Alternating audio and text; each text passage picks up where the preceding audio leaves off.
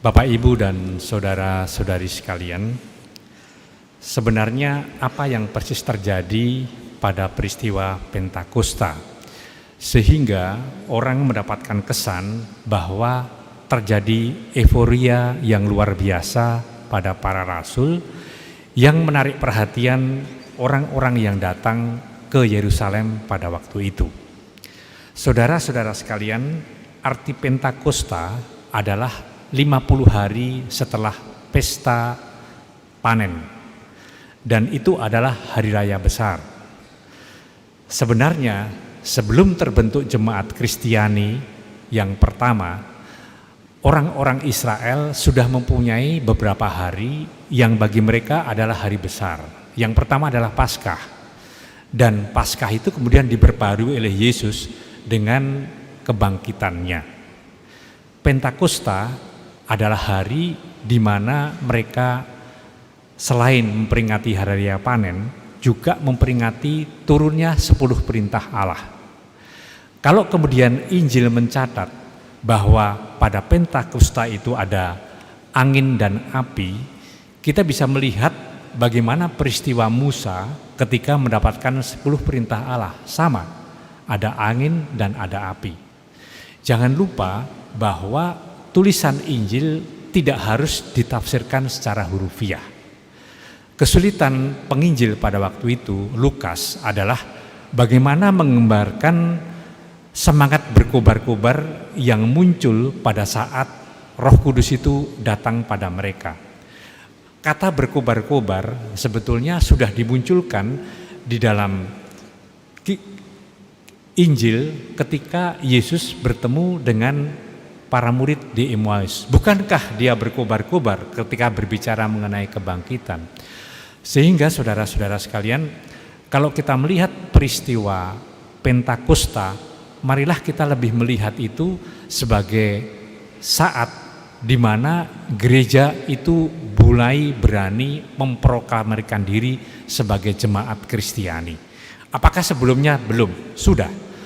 Pada waktu Yesus naik ke surga, sebenarnya Yesus sudah mengatakan dengan memberikan amanat agung, pergilah ke seluruh dunia, baptislah mereka, dan aku akan menyertai engkau sampai akhir zaman. Tetapi para murid belum mempunyai nyali untuk menjalankan hal itu.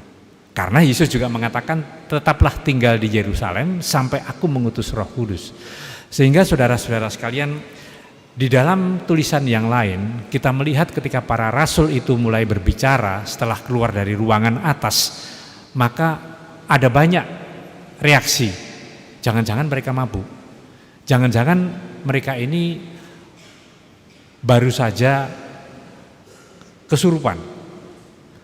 Dan disitulah kemudian kesempatan bagi Petrus untuk menjelaskan bahwa yang mereka wartakan dengan sukacita itu adalah Yesus dan bangkit. Maka bahasa apakah sebetulnya yang dipakai sehingga orang-orang yang datang pada waktu itu bisa menangkap? Kalau melihat dikatakan di dalam bacaan pertama, ada orang Parsia, orang Media, orang Elam, Pamfilia, Roma, Kreta dapat menangkap isyarat mereka, maka pastilah mereka berbicara dengan bahasa cinta kasih, bahasa kerahmatamahan, bahasa yang mengajak orang untuk bersama-sama mempercayai Yesus yang bangkit. Saudara-saudara sekalian, sebagaimana pada waktu 10 perintah Allah turun atas Musa, jangan lupa mengapa harus ada 10 perintah. Karena yang keluar dari Mesir sebetulnya bukan hanya bangsa Israel, tapi juga bangsa yang lain. Maka diperlukan suatu kesepakatan. Demikian juga kalau kita melihat tulisan Rasul Santo Paulus dalam bacaan kedua, adalah bahwa gereja adalah gereja yang satu dan disatukan oleh Roh Kudus. Banyak karunia tetapi satu roh dan satu Tuhan. Maka kalau kita mau merayakan Pentakosta, marilah kita disadarkan kembali bahwa di dalam gereja tidak boleh ada pertikaian. Di dalam gereja tidak boleh ada hal-hal yang membuat orang separatis atau berpisah. Karena justru dengan gereja yang satu dengan begitu banyak ragam, itu adalah gereja yang sungguh-sungguh menjadi hierarkis yang kuat. Saudara-saudara sekalian, semoga Pentakosta tidak hanya membuat kita bereforia seperti para rasul, tapi lebih baik kita bereforia untuk menyadari kembali bahwa kita adalah satu, dan itu adalah apa yang diinginkan oleh Roh Kudus. Amin.